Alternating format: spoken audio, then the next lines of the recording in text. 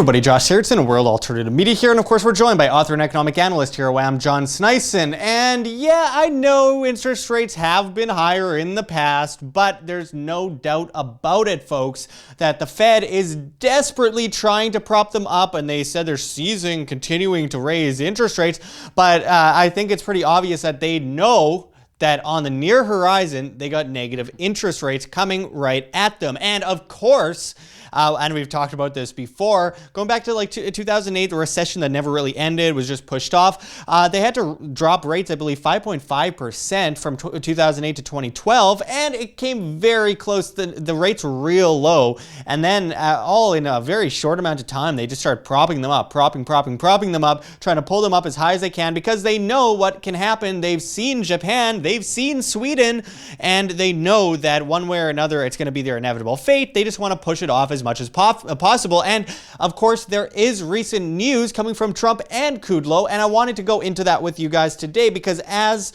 this Reuters article says, White House calls for Fed to reverse U.S. rate hikes. And as the article goes into, U.S. President Donald Trump said on Friday that the Federal Reserve made a mistake by raising interest rates and blamed the central bank for hurting the U.S. economy and stock market. I don't think it was a mistake. I think they did that on purpose.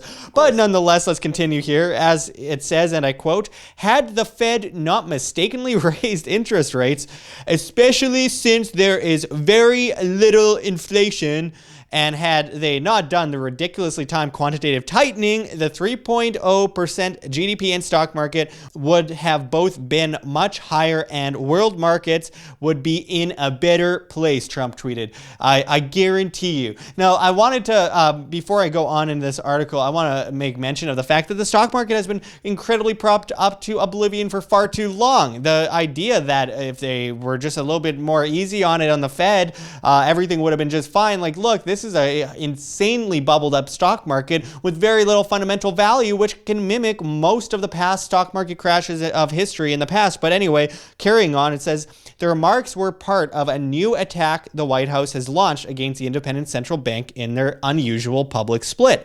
The Fed's Board of Governors did not immediately comment. No fewer than 5 Fed officials this week have touted the underlying strength of the American economy and argued a recent spate of weak data on business activity is more likely to prove fleeting than lasting.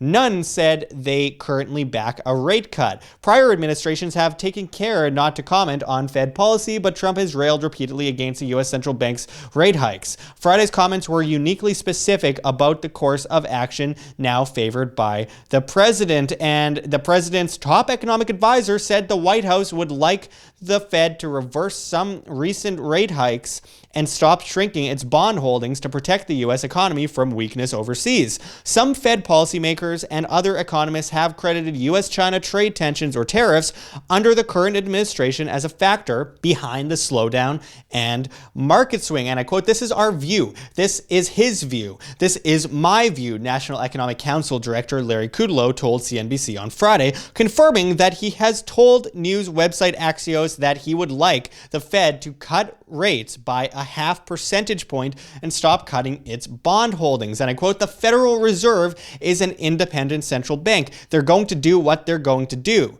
Stephen Moore, a prospective presidential nominee to an open seat on the Fed board, also weighed in on Friday. He told Fox News that he would consider reversing the Fed's December interest rate hike, but said he was not necessarily in favor of the half-point rate cut recommended by Kudlow. Moore was quoted as saying he favored such a cut by the New York Times on Tuesday. The Fed last week brought a 3-year rate hike cycle to an abrupt end as it abandoned projections for any further increases in borrowing costs this year and said it would stop shrinking its bond holdings in September. So I want to just go into this a little bit. There's so much to go at there because obviously it's like a battle for which way to centrally plan an economy best, quote unquote. And of course, yes, I mean, there's a yield curve inversion that we've seen that is very signatory of a recession. There's huge problems with the economy. There's huge problems with the stock market, and more centralization or a different kind of centralization isn't going to change that. We've recently reported on Stephen Moore, and Stephen Moore is just another guy who's like, I'm critical of the Fed. Meanwhile, it's like he just doesn't want to centralize it that way. He wants to centralize it this way. It's like choose your cancer, folks. So Trump doesn't have a whole lot of say over the economy. In fact, he has next to nothing. Just certain things that he says can affect the stock market, however. But I mean, with that said, I really find it ridiculous that they are talking about what kind of restrictions they can lay on the public's feet, because obviously all fiat currencies are printed out of thin air based on faith, which they're losing worldwide. There's a recession on the near horizon, and of course all fiat currencies eventually revert to their true value of zero, going back to 1024 AD in China, and this time isn't any different. In fact, China and India are looking to take over in the coming years. So John, I want to talk a bit about this. What do you think about this? These claims by people like Kudlow and Trump, like maybe you should lower interest rates, and maybe maybe if you didn't raise them, all these problems wouldn't have happened, and the Fed would have been just fine. The economy, everything would have been fine because of Trump, because Trump does good things. Orange Man does good things. What do you think? I think Orange Man is bad man on this one. No, it's just stupid and insane what they've done. The reason why they push down interest rates, and if you see, if you take a look at a long-term interest rate history, you'll see that we're at a record low. We've never really been this low ever, almost, and it's a terrible idea. You're seeing that they ran out of manipulation to be done, and they had the interest rate down at zero for forever, and then just raising it up to 2.25% is causing a massive issue in the economy. The U.S., for example, they just reverted, the economists that know so well about the economy, they just reverted their numbers down from 2.6 to 2.2% growth. And then you got to remember, if you add inflation in there on top of that, which is 2 point something in the United States, there's no growth at all in the United States. 11.5 if you look at shadow stats. Well, yeah, the real inflation. So they're actually in a huge negative. And we've been talking about this since 2008, Josh, that they have been in a huge depression, basically, because they just papered over that whole system. Yeah. And they keep on, saying that, yeah, trust in the US dollar, trust in the US dollar. I had a massive discussion with a banker from Wall Street the other day, coming forth and back at me, and I was calling out Wall Street and what the terrible things they've done, because they financialized the economy. You're making money with money, and now what happens is nobody really wants to put out any effort, because if you can make money with just money, who cares about, just sit there and take out a loan, and then you could make a little bit profit on that, and then you're good. That's what you're seeing, what Wall Street has done with the economy, and it's nothing new. You saw this in the first ever stock bubble back in the Mississippi bubble, where you had massive debt accumulation of the French people, and it was funny, instead of Lambos, they bought, horse and buggies that they drove around, horse and carriage. That was their Lambo back in the French era, pre-French Revolution. Yeah. So you're seeing all these bubbles are coming around. The guy that I was talking to also claimed that the US stock market would just go skyrocket now, because everybody would pile into the US dollar for world safety. And I think he's a part of a couple of people that are out there that are claiming that they're forecasters and seeing what's happening. Yeah, they understand what's happening in the markets, but I think they might be hired to actually prop up the US dollar and tell the US dollar is a safe haven, because if they do, then the government would be very happy, because if everybody trusts in this game, they could still keep on printing more money. The problem now, what you're seeing is with the debt now, the interest stagnating at 2.25%. You're seeing that the panic now in the economy, because they can't raise it anymore. They would love to get it up way higher, because if you look at the scale, they usually drop between anywhere from 7 to 5% when they actually drop an interest rate down to try to stimulate the economy. And imagine this time. Yeah, and if they actually go down just 5%, let's say 5%, well, now you're negative 2.25%.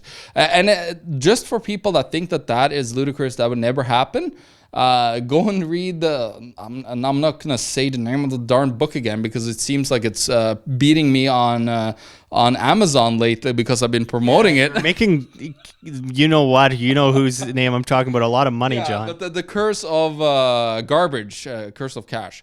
And what he is talking about in that book, they're actually talking -4, -5% even to try to prop up the economy, because when you tax savings, they're trying to force people into the economy because the monetary velocity, which is how fast money changes hands in the economy, has plummeted below depression levels. And they're panicking because there's very little economic activity. You're just getting the money parked that the banks get in the stock market, in the real estate markets. And that is a huge issue. That is destroying the real economy. You're seeing no innovation and no real good products anymore, because also the products have been destroyed by the printing of money, and when you actually corrupt the monetary system, you corrupt everybody that uses it, and that's what you're seeing with planned obsolescence. Like products are just getting and to produce, they sell people things that break apart in 1 year, 2 years, 3 years, and so on. But it's all for the push of growing the economy. And when you print more and more money, you're just making it worse and worse. And they gotta just crank up more and more products and sell more and more garbage to people. Yeah, and I also want to make mention of something. I think it's pretty obvious, and I've got somewhere I'm going with this, but I think it has a lot to do with the debt dependency that they're pushing on people, because, of course, we've seen this throughout all of history. The governments and banks, they obviously benefit the more the people are controlled, and the more people are in debt, the more they're controlled. So it's easy. They'll have people on their knees begging for help from government and banks that put them in that place in the first place. Hegelian dialectic, problem, reaction, solution, repeat for eternity. But also, utilizing that point going forward, what have they done in the past when it comes to interest rates going negative? Well, we can look at places like Sweden, for example, for a bit of a metric there. They're going cashless, and obviously that is the next big step. And I'm talking about centrally planned, legal tender law, fiat, cashless, not cryptocurrency, decentralized, independent, not enforced by law. But I'm talking about enforced by law, legal tender laws, because think about it this way. So we're seeing this in China. Obviously, Henry Kissinger went there in the 1970s and met with Mao Zedong, formed an alliance, which led to, under Zbigniew Brzezinski, the Trilateral Commission, who says their idea is to push a technocratic superstate on people, eventually utilizing economic means to do that. And here we are in 2019, and look what's happening. Social credit, facial recognition everywhere. People are just being tracked everywhere they go. They're completely subservient. People can't fly.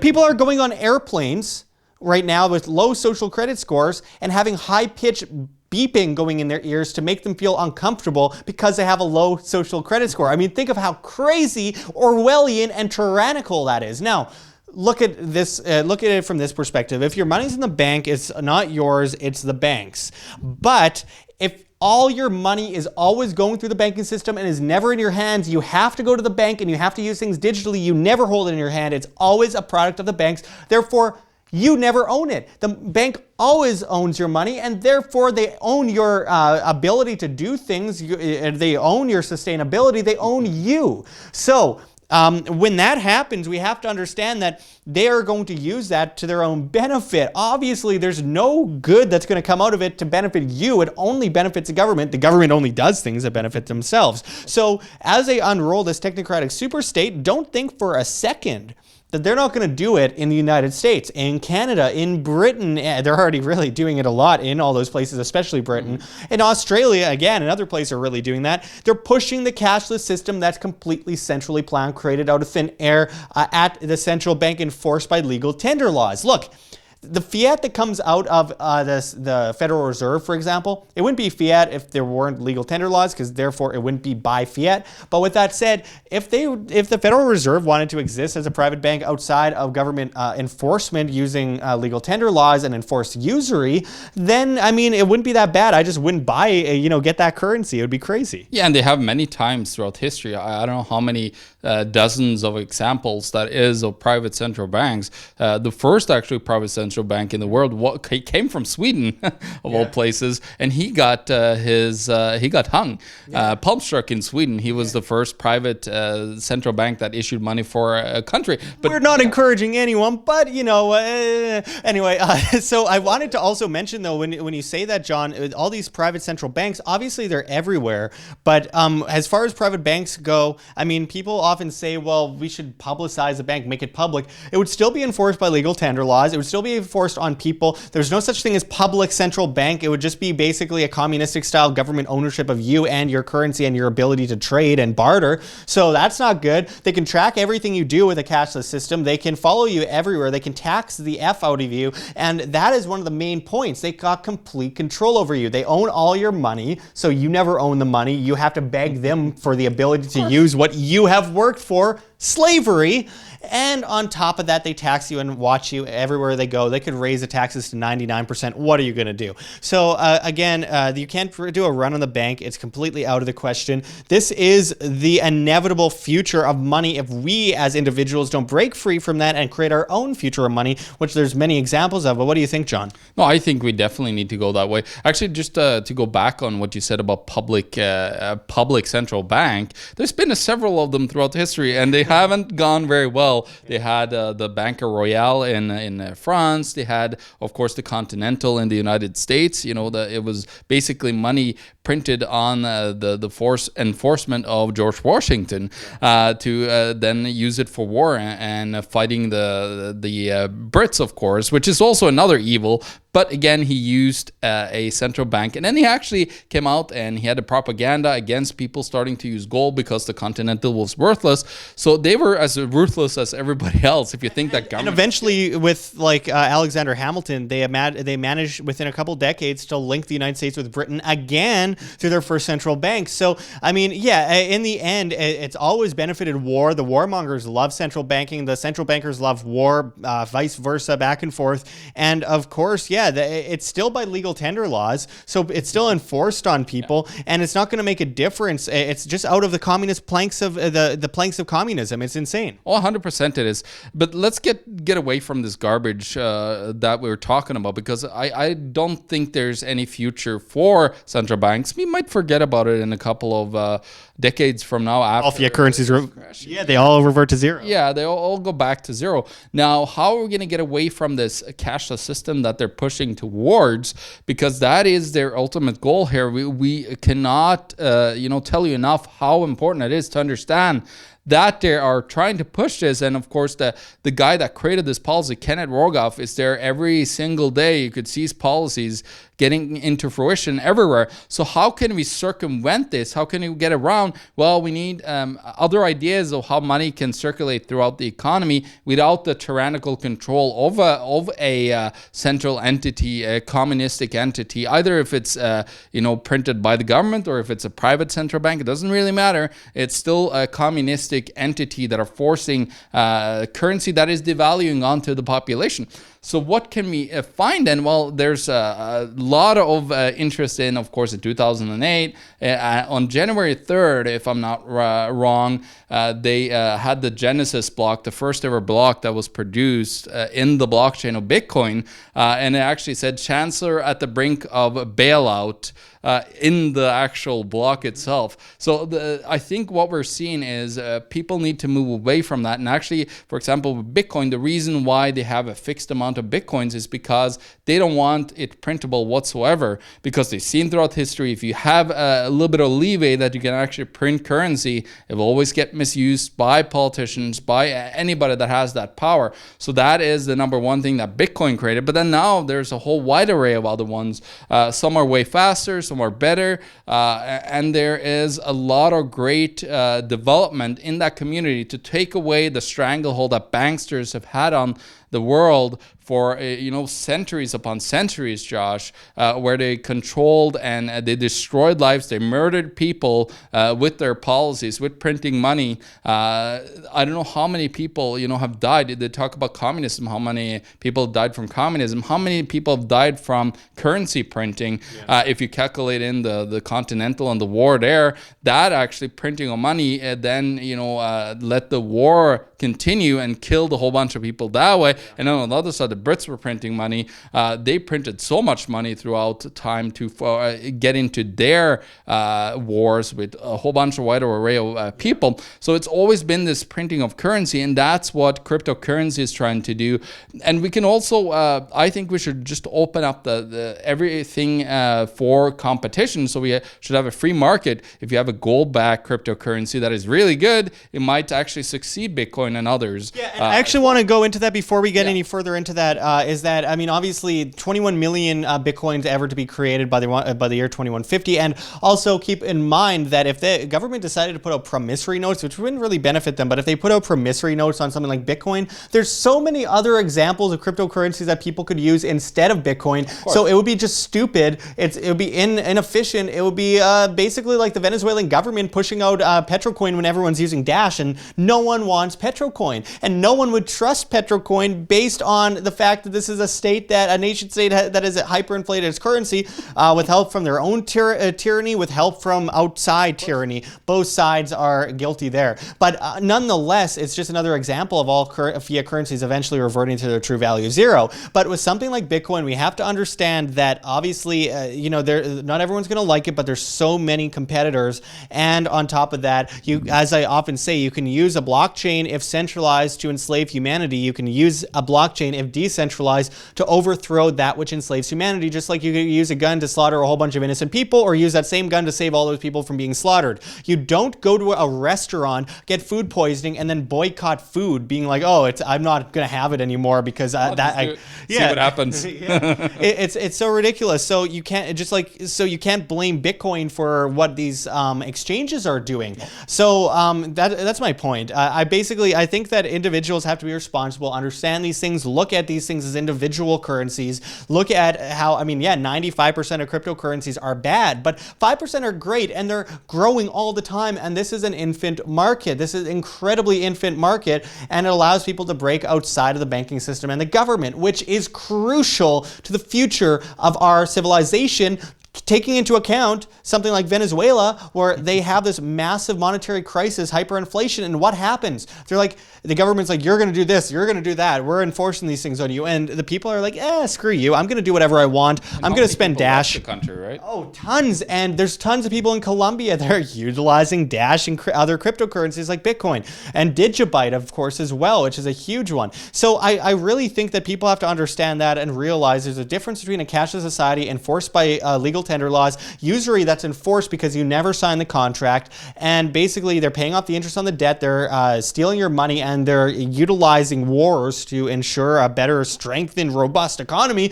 which eventually has to fall anyways. So millions are dying, really, and then they're pushing towards this new control mechanism that completely enslaves humanity through a centrally planned cashless system. So break free from that, folks. But again, we also have Mike Maloney's link below regarding gold. We should go into that a bit, John. Yeah, well, let's get into gold and silver. They have, of course, been money for thousands upon thousands of years, ever since the Egyptians started to really use it and then try to put it into weights and so on. The reason why is because it lasts forever. That was one of the major reasons why they actually used it, because it created supernovas. Yeah, and if you create, take any copper or any other currencies, they had grain, of course, as reserves in the Roman Empire. All these things deteriorate over time, so it wasn't very valuable to actually keep and store value in. So that's the reason why they chose to get into gold, of course. And it's a great idea. Actually, even looking at, the crypto versus gold thing that people say, crypto is going to take over gold. It's going to be digital gold. The thing is, though, what you got to understand is that gold will outlast over time the crypto, and in actually the crypto miners, you have a lot of gold and silver and precious metals in it that actually are running the system in the background that not a lot of people talk about, and that's actually what gives its value. It's all of the massive commodities, billions upon billions of dollars of equipment that are actually running the system, making the transactions happening behind the scene. But we've got to remember, gold and silver will always be there. I trust gold and silver like anything. Even if you have a crisis where you get an outage of your telecommunications in your local community, you can't really use your cryptocurrency that easily. So that's when you should have some gold and silver available, of course, and be able to use that in a crisis. And of course, people say you can't eat gold and silver. Well, the thing is, people throughout hyperinflation, this is a lesson that everybody should listen, that say that you can't eat gold and silver, you just got to have food. The people that actually had gold and silver, they were very successful. They only not bought food and water and everything they needed, but they also were able to position themselves to become a little bit more wealthier and maybe take some business decisions that not the people that just survived on food and water had to do. So there's a lot of things here that we could calculate into the future of money. But I think we're going to have, we need a free market. We can't have the legal tender laws and the fiat currency. And of course, guys like Peter Schiff, I just got to mention, is called a Bitcoin fiat, which he must have no understanding of monetary history, but he does have that. So it just baffles me why he calls it that. Yeah. Fiat is literally by force by legal tender laws. That's literally the definition. But anyway, I wanted to mention, like, I think one of the biggest things that you could possibly have in your entire life is responsibility. Individual responsibility makes you a superhero, folks. Trust me on that. But with that said, I mean, like, they are going to utilize, the establishment is going to utilize convenience to enforce their will on the masses, push people down a bottomless pit of debt, so they're forced to ask for a ladder up from the government and the banking system, pushing them into perfect servitude right where they want them. So people are obviously going to fall for that which is convenient. Tap the card, tap your hand, RFID card in their hand.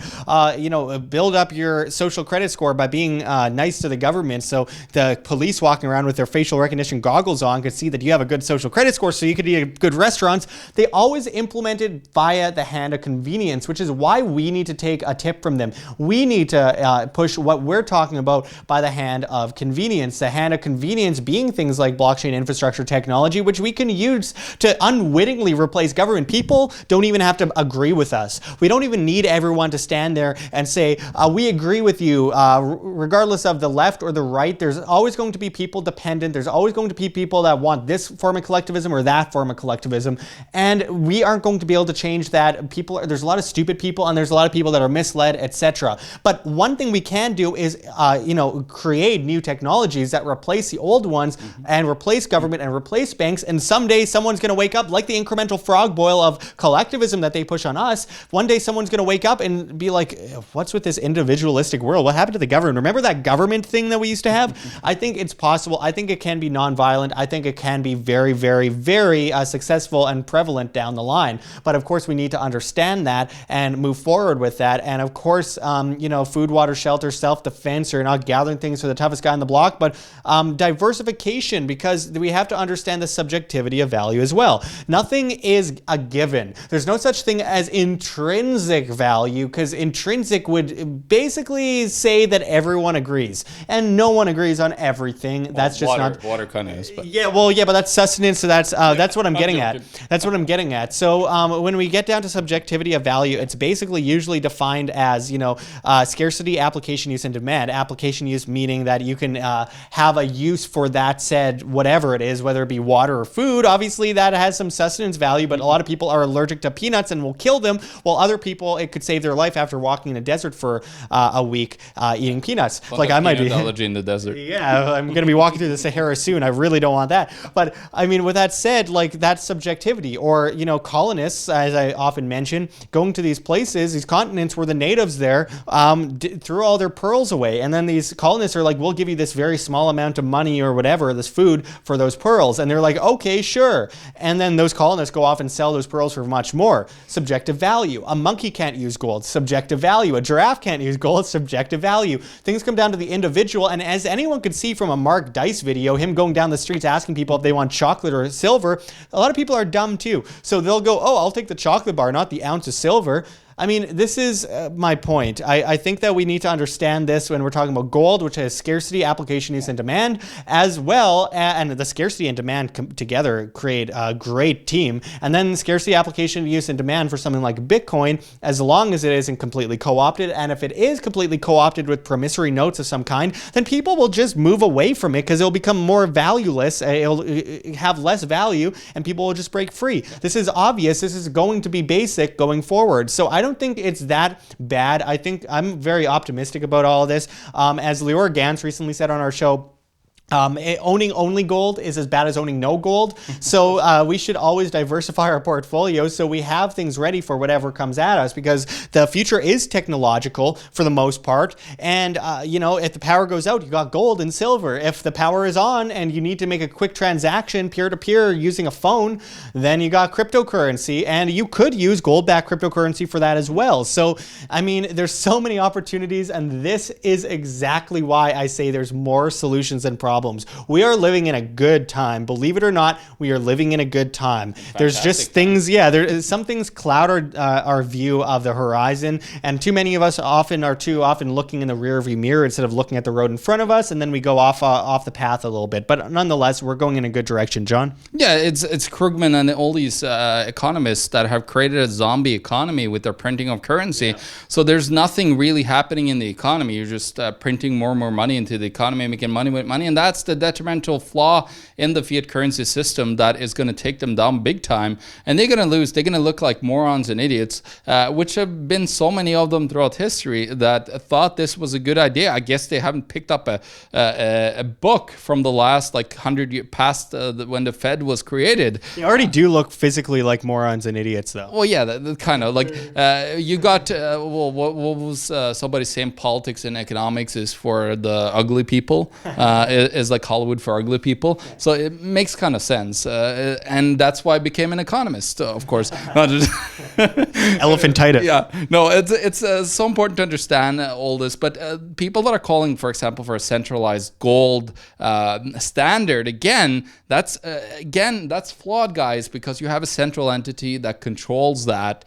And you need a entity that is trustless, that can actually verify and control the actually exact ownership of anything. And today we have just mass amounts of paper contracts that have been printed, so we have no real understanding of how actually much value a commodity has, because we printed so many fake paper contracts that are slushing around in the economy.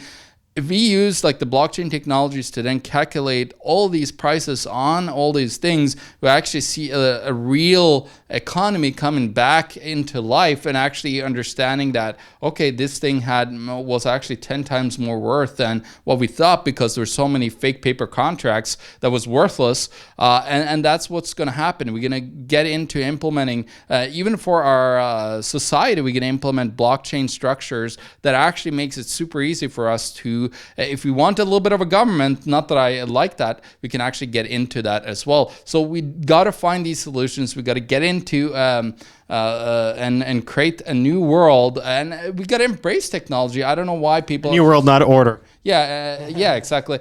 People can't be afraid of it. We got to let these technologies give us sovereignty back to ourselves, so we are free individuals, because that is what this blockchain technology could do, Josh. Yeah, and of course we can utilize our responsibility as free people to opt in and out of a voluntary free market private contract society, so there can still be governance, just not enforced government that is enforced on you at the point of a gun. You agree to things, and it's much more efficient, and the free market always does much better than the state.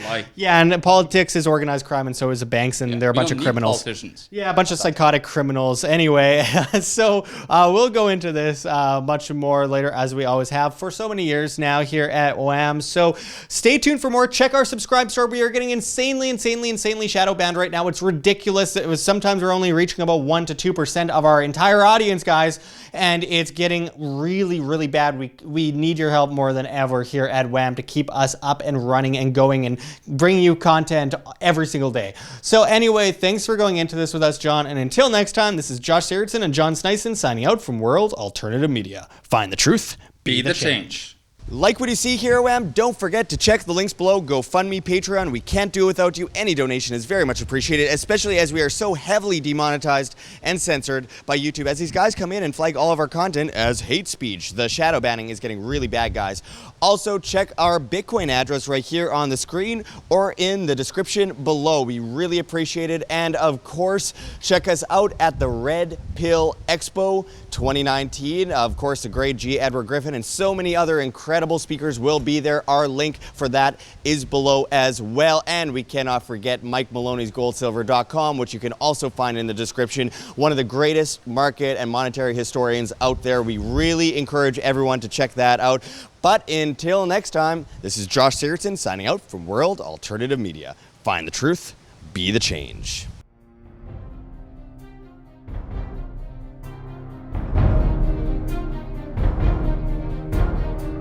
I'm sure you have already changed people's minds in your young age because you're involved, and I like that.